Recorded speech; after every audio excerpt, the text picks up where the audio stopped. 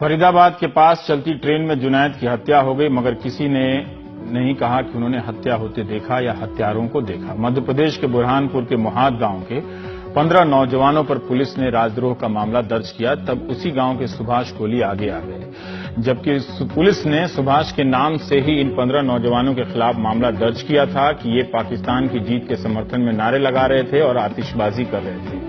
काश जुनैद के साथ सुभाष भी होते तो उस ट्रेन में कुछ तो सच सामने आ जाता, मगर सुभाष की यह हिम्मत सामान्य नहीं है। वो पुलिस के खिलाफ खड़े हो गए और कहने लगे कि उन्होंने थाने में किसी के खिलाफ शिकायत दर्ज नहीं कराई।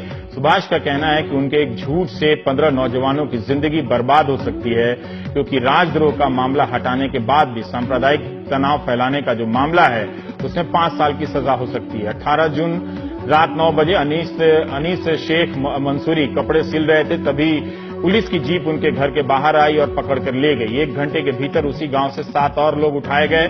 देश भर में इन नौजवानों के बारे में क्या क्या न बातें फैला दी गई, मगर डिश एंटीना का काम करने वाले सुभाष ने अनीस से अपनी दोस्ती निभा दी। उस रात जब अनीस को पुलिस पकड़कर ले जा रही थी, तब वहां जमी भीड़ में सुभाष भी अपने पिता के साथ खड़े थे, मगर डर के मारे कुछ नहीं कह पाए।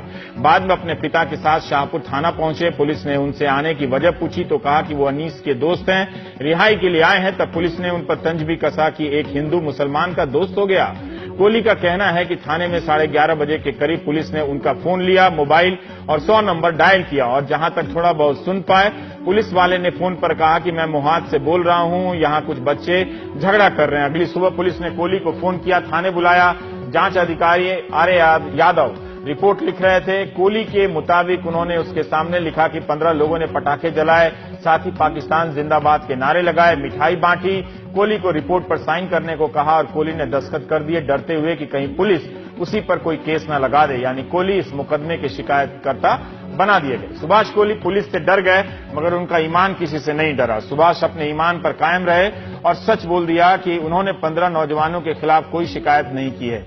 यही बात उन्होंने अदालत को दिए हलफनामे में भी कही है। सुभाष का कहना है कि उस रात कुछ लोगों ने गुपचुप तरीके से नारे लगाए, मगर गांव के लोग नहीं, और जिन लोगों ने लगाए वो नारे लगाने के बाद भाग गए। 15 नौजवानों को जमानत तो हो गई है, मगर सुभाष का कहना है कि पुलिस उसे धमका रही है। हमारे सहयोगी अनुराग द्वारी ने सुभाष कोली से बात की है। सुभाष कोली, जिनकी शिकायत के आधार पर पुलिस ने पूरा मामला बनाया है, जो खुद कह रहे हैं कि पुलिस ने उनके बयान को तोड़ा मरोड़ा, वो इस वक्त मेरे साथ है। आपको क्या पुलिस धमकी दे रही है? आप सर अभी सर यादव साहब कोर्ट के अंदर है और मुझे कहते हैं कि बोले तू तेरा मोबाइल स्विच ऑफ क्यों आ रहा है, बोले तू यहाँ पे किस लिए आया, बोले तो किसने बुलाया, बोले मैं सच का सामना करना चाहता हूँ। उसमें मुझे पुलिस वाले धमकी दे रहे सर। और उसमें सर रात को 2:30 बजे, शनिवार के रात के दिन रात को 2:30 बजे मैं घर पे आती है, मेरी मिसेज घर पे रहती है, और उन्हें कहते हैं कि शाम को उसे पुलिस स्टेशन में भिजवा देना। मैं नहीं चाहता हूँ सर। तक 4 बजे और संडे के दिन आते हैं 4 पुलिस वाले और घर पर कहते हैं कि उसे पुलिस स्टेशन भिजवा देना। इनके कारण सर मेरे को गाँव छोड़ना पड़ा सर 3 दिन के लिए। आप ये कह रहे हैं कि पुलिस के डर से आप?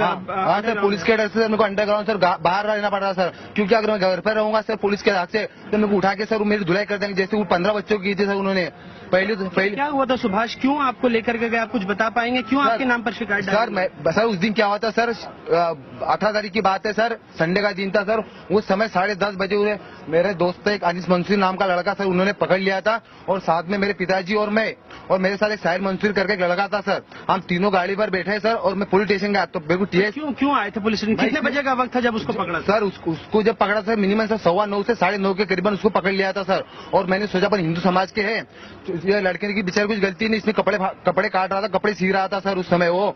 और उसको ये भी बता नहीं कि मैच कौन जीता और कौन हारा। उसे जबरन यादव साहब आए, उसका नाम पूछा, तेरा नाम क्या है? अनीस मंसूरी। आप बताओ, उससे नाम से पूछेगा कि तेरा नाम क्या है? अनीस मंसूरी। उस समय उसे उठाकर लेके चले गए। मैंने गाड़ी निकाली, गाड़ी पे मेरे पिताजी को बैठा, मेरे एक साथ थे मेरा दोस्त है साहिर मंसूरी, उसे बैठा। मैं पुलिस स्टेशन गया, मिनिमम 10:30 या 11:45 के करीबन पुलिस स्टेशन गया।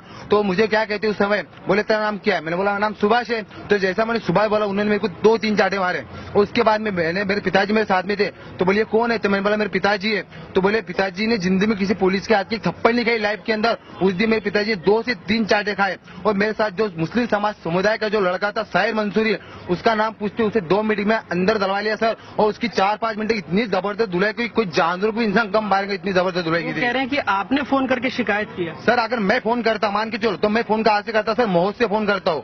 और पुलिस गांव में कितने बजे आई थी? मिनिमम 8:30 बजे पुलिस गांव के अंदर टच हो गई थी। तो उसके पास कॉल रिकॉर्ड होंगे सर। जब मैं पुलिस स्टेशन जाता हूँ 10:30 बजे, मेरे मोबाइल के द्वारा वो 11:30 बजे खुद पुलिस स्टेशन से 100 नंबर डायल करते हैं एक पुलिस कर्मचारी, और कहते हैं मैं सुबह बात कर रहा हूँ, मेरे कुछ मोहल्ले के अंदर 4-5 झगड़ा चल रहा है, तो कृपया आप गाड़ी के। अब वो बताओ, मैं जहाँ से फोन करूंगा तो लोकेशन तो बहुत आना चाहिए ना। अगर मैं महोद से फोन कर रहा हूँ तो पुलिस चौकी से और मेरे मोबाइल के द्वारा फोन करते हैं, 100 नंबर डायल करते हैं, इसका लोकेशन प्राप्त करो, इसकी सीबीआई जांच करवा दीजिए सर। आप उस दिन गांव में थे क्या? गांव वालों ने नारे लगाए थे, पटाखे फोड़े थे मैच के बाद? सर उस दिन मैं गांव में था, मेरे को इतना पता है कि मिनिमम 9 से 8:45 के बीच करीबन पुलिस वाले गांव के अंदर आए।